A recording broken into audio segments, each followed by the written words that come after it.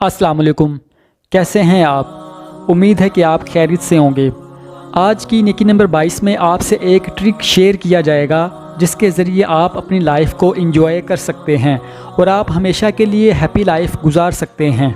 अक्सर लोगों को देखा गया है कि वो हर वक्त घबराए हुए और परेशान रहते हैं। अगर उन्हें खुशी और गम में से किसी एक को चुनना हो तो वो गम का इंतखाब करते हैं। हालांकि अगर वो थोड़ी सी हिम्मत करें तो वो खुश रह सकते हैं। बस आज की नेकी में आपको खुश रहने का तरीका बताया जाएगा। हर पल खुश रहने का तरीका है अपने आप को आज़ाद महसूस करें। अपने दिमाग को तमाम किस्म की परेशानियों से दूर रखें, परेशानियों से बचें, हर तरफ खुशियाँ फैलाएं, मौजूदा दौर में जिएं, दूसरों की मदद करें। ये सब कुछ कहना है नॉर्मन विंसेंट का, जो कि एक मशहूर अमेरिकी राइटर और मोटिवेशनल स्पीकर थे। इनकी एक मशहूर मायानाज़ किताब the power of positive thinking, जो कि दुनिया भर में बहुत ज़्यादा मशहूर किताब थी और सबसे ज़्यादा बेची जाने वाली किताबों में से एक थी। इसमें उन्होंने 3 इम्पोर्टेंट लाइफ लेसन दिए हैं जो हर किसी को लाइफ में कामयाबी और खुशी हासिल करने में मदद फराहम करेंगे। लेसन नंबर 1, ख़ुद पर यकीन करना और अपने मकासद पर इस तरह से गौर करना कि आपके मसाइल कितने छोटे हैं। ऑथर के मुताबिक सेल्फ़ कॉन्फिडेंस बहुत ही अहम है, लेकिन सिर्फ सेल्फ़ कॉन्फिडेंस ही मसाइल का हल नहीं। मिसाल के तौर पर एक अच्छे तालिब इल्म को कामयाब होने के लिए सिर्फ सेल्फ़ कॉन्फिडेंस की ही ज़रूरत नहीं, बल्कि ज़रूरत है उन सभी रिक्वायरमेंट की भी।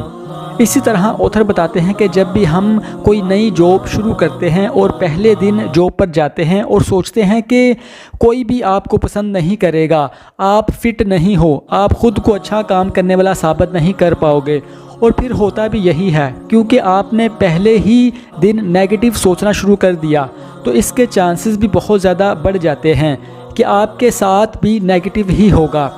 ऑथर इसे दूर करने के लिए एडवाइस देते हैं कि अपने किसी फ्री वक्त में अपने मकासद और कामों को पॉजिटिव तरीके से रियलाइज़ करें जिन्हें आप चाहते हैं।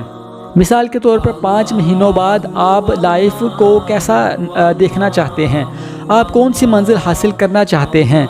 रास्ते में आने वाली रुकावटों के बारे में ना सोचकर एक बेहतरीन रिज़ल्ट और अचीवमेंट के बारे में सोचें कि आप कैसे प्रोग्रेस कर सकते हैं। ये आपके बिहेवियर और एटीट्यूड में तब्दीली लाता है और आपके सोचने का अंदाज़ बदल जाता है। लेसन 2, आपका एटीट्यूड आपकी पूरी ज़िंदगी की डायरेक्शंस का तयन करता है। ऑथर के मुताबिक आपके लिए दुनिया वैसी ही होगी जैसे आपके दिमाग में एक्सपीरियंस को लेकर थॉट्स होंगे। आपकी लाइफ में बहुत सारे मिसाइल और मुश्किलें होंगी। इनमें से बहुत सारी मुश्किलें ऐसी होंगी जिनका हल निकलने में 2 से 3 साल लग जाएंगे। मिसाल के तौर पर कोई बीमारी या कोई कर्ज़। लेकिन आप इन मिसाइल को किस तरह से देखते हो, ये सब आप पर डिपेंड करता है। हो सकता है कि आपके किसी मसले को हल करने में बहुत वक्त लग जाएगा, लेकिन आप अपने एटीट्यूड को 1 सेकंड में बदल सकते हो। आपकी लाइफ और आपके मसाइल सिर्फ आपकी सोच और एटीट्यूड पर ही मुनहसर है। मिसाल के तौर पर आप सुबह जब अपने घर से निकलते हैं तो सड़क पर अचानक एक बहुत तेज़ कार चल रही होती है और आप इससे टकराने से थोड़ा पहले बच जाते हैं।